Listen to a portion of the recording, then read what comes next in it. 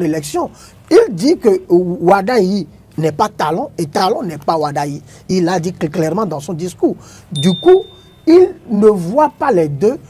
En fait, son opposition peut-être à Talon ne signifie pas une opposition à Wadayi. Donc, il décide de soutenir Wadayi parce que c'est la personne de Wadayi qu'il considère, c'est la qualité de Wadayi qu'il considère, c'est la vision de Wadayi qu'il considère, quitte à ce qu'après son élection, si Wadayi pose des pas où il ne se retrouve plus dans cette logique, quitte à lui délibérément de décider de ne plus le soutenir. Mais pour le moment, il décide de le soutenir et je pense que ce n'est pas un retournement de veste, mais une analyse objective de la situation politique de notre pays actuel. Alors, Hugues Hector Zogo, je vous poserai autrement la question.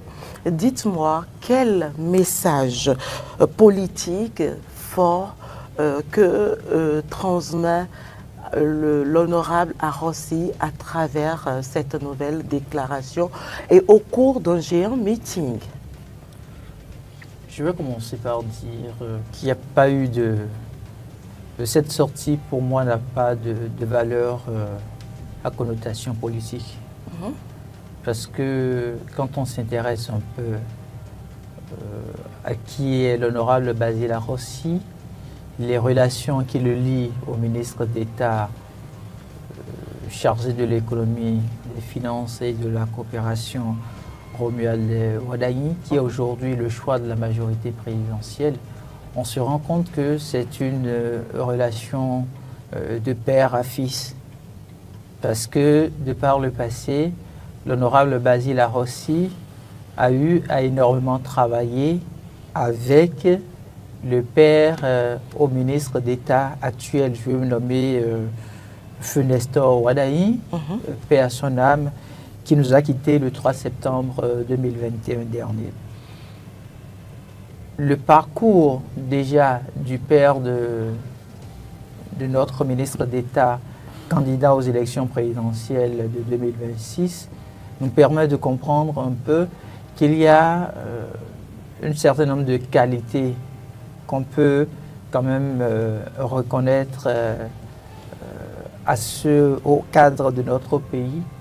Nestor Wadayi, que ce soit au niveau du ministère du Plan en tant que directeur de cabinet ou directeur départemental, il a énormément travaillé à la bonne gouvernance dans notre pays. Que ce soit au moment où il se retrouvait au poste de vice-président du Conseil économique et social, il a énormément travaillé aux valeurs patriotiques. Donc, dès que vous allez vers des acteurs politiques ou même des hauts fonctionnaires ayant servi la BCEAO ou se retrouvant, ayant occupé de grands postes de responsabilité au niveau des différents ministères sectoriels et vous évoquez le nom Nestor Wadayi, on vous parlera d'un homme intègre, on vous parlera d'un homme rigoureux, on vous parlera d'un homme qui a effectivement eu de l'amour pour son pays. Donc c'est un cadre hors pair. À partir de ce moment, quand l'honorable Basil Arrossi essaye de regarder les relations qu'il y a eu entre ce monsieur et lui de son vivant, il n'a pas autre choix à faire que de soutenir la candidature de Romuald Wadayi. D'ailleurs, quand le ministre Romuald Wadayi a eu l'information qu'il serait porté par la majorité présidentielle, l'honorable Basil Arrossi fait partie d'un des premiers qu'il a pu appeler. Il est allé le rencontrer, il lui a fait part donc de ce désir de se porter candidat aux élections présidentielles. Et la démarche ici, ce n'est pas pour demander qu'un allié politique se retrouve à travailler avec lui, mais la démarche, c'est pour aller obtenir ce qu'on appelle la bénédiction d'un père.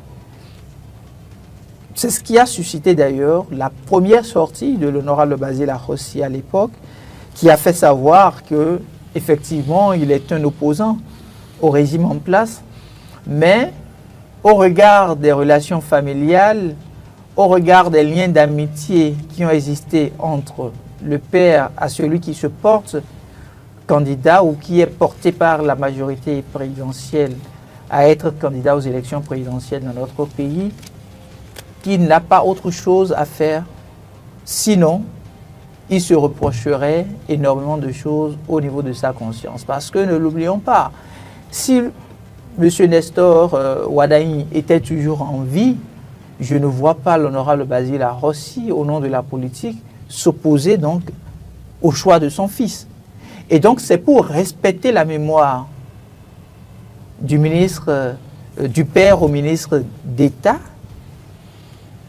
que l'honorable Basile Arrossi a pu faire ce choix. Ça, c'est la première raison fondamentale. La deuxième raison fondamentale, comme Stéphane l'évoquait, ce n'est pas une question de stigmatisation de région, c'est plus une question d'engagement pour dire oui, un des nôtres est porté candidat à la magistrature suprême. Qu'est-ce qui nous aurait opposé autant au point où nous puissions continuer par dire qu'on est de la mouvance ou qu'on est de l'opposition au point de ne pas accompagner sa candidature. D'ailleurs, pour ceux qui connaissent très bien la communauté Agia, le sens de solidarité de cette communauté ferait que même si l'honorable Basile Arrossi n'avait pas pris l'initiative par devers lui de pouvoir accompagner la candidature du ministre d'État Romuald Ouadaï, il va se retrouver pratiquement sans troupes. On parlera plus tard de général donc sans troupes. Parce que même s'il disait venez, travaillons pour que le parti Les Démocrates puisse soutenir son candidat, ainsi de suite, les populations ne vont pas le suivre. Ça, c'est le sens de la solidarité, parce que chaque région de notre pays incarne quand même des valeurs sur lesquelles c'est comme nos frères du Septentrion.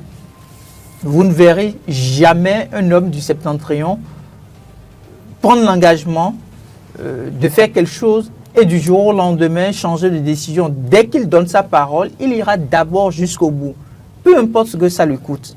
Donc, quand vous prenez n'importe quel pays, n'importe quelle région de notre pays, il y a des valeurs fondamentales qui caractérisent chaque milieu. Et donc pour moi aujourd'hui, le choix qui est fait, ce n'est pas un choix politique. Ce n'est pas un choix politique, c'est un choix de cœur. Alors, un choix de cœur, Stéphane, dites-moi, quels enjeux politiques, quels sont les enjeux politiques qu'on peut trouver par rapport à ce soutien et surtout dans la région d'Atiémé et au plan national? Oui, déjà, c'est pour ça que tout à l'heure, quand Hugues Hector Zogo disait que ce n'était pas... C'est vrai, ce n'est pas, quand on voit clairement, ce n'est pas un choix politique, c'est plus pour des raisons affectives, comme il a si bien démontré, mais c'est un choix fondé sur des raisons affectives, mais qui a des implications, politiques. Parce que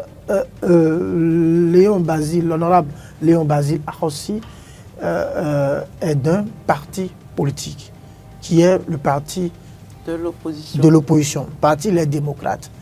Et parmi les démissionnaires, sauf si mes informations ne sont pas bonnes, je ne l'ai pas encore entendu dire qu'il démissionnait du parti LD. Alors, s'il décide, on va dire, en griffe, de se mettre dans les rangs, donc de soutenir le candidat Romuald Ouadaï, la première implication politique, c'est que est-ce qu'il va soutenir le candidat Romuald Ouadaï en étant encore LD? Est-ce qu'il ne va donc, ou bien il va se désolidariser de son parti et soutenir intuito personné le candidat et après les élections retourner au niveau de son parti? Ça, c'est une grosse interrogation, à moins que dans les tout prochains jours, il fasse une déclaration d'appartenance à un parti de la majorité Présidentielle. de la majorité présidentielle, ou si le parti LD, avec le temps, décidait de signer un accord de gouvernance avec les partis de la majorité, la majorité présidentielle. Maintenant, en ce qui concerne sa région, la région Atimé et consorts, je pense que le député Léon Basile Arrossi est quelqu'un quand même qui, qu'on le veuille ou pas, a eu le temps d'asseoir une certaine assise politique dans cette région-là.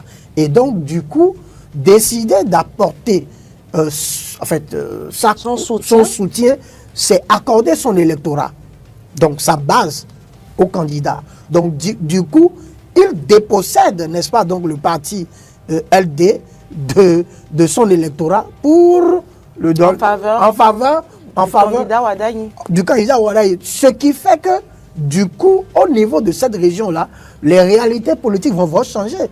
Donc, ceux qui s'alliaient derrière Basile Arrossi parce qu'il était LD ou vont désormais s'allier derrière lui parce qu'il est en train de soutenir Romuald Ouadaï. Mais